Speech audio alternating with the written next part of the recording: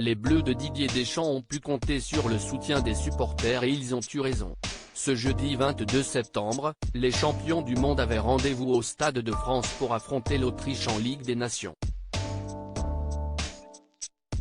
Un match explosif, qui s'est soldé par une victoire 2-0, auquel les célébrités ont été nombreuses à assister, en solo ou en famille.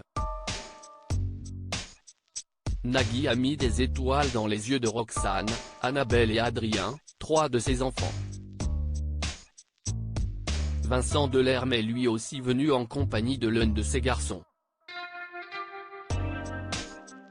Non loin de lui, Jamel Debbouze et l'ancienne Miss France Maëva Cook, en solo après la polémique au sujet de François Bonifaci, son ex-compagnon. Mais il n'y a pas qu'Ouen Trépoteau avec ses enfants qu'on peut venir admirer les matchs. Si est-il la raison pour laquelle Camille Serre et son chéri Théo Fleury étaient dans les tribunes? Et si leur complicité et l'amour qu'ils se portent ne fait aucun doute, c'était loin d'être au niveau d'Arnaud Ducret et de son épouse Claire Franchichi. L'acteur de Divorce Club est, très, loin du personnage qu'il incarne dans la comédie de Michael Youn. Claire, s'y est toute sa vie et il semblerait qu'il ne puisse plus se passer de sa douce depuis qu'il a croisé son chemin.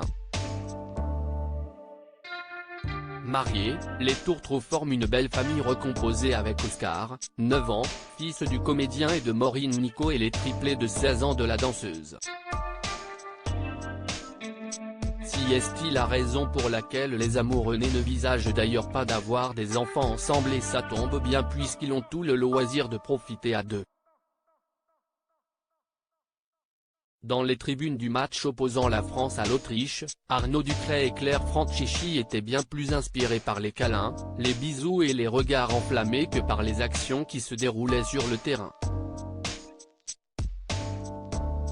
Entre deux lampées de vin, l'acteur se laissait papouiller par son épouse, transformée en distributeur de baisers et de caresses aux petits soins pour son homme. Arnaud Ducret n'a plus aucun doute, elle est bel et bien la femme de sa vie, si est-il clair.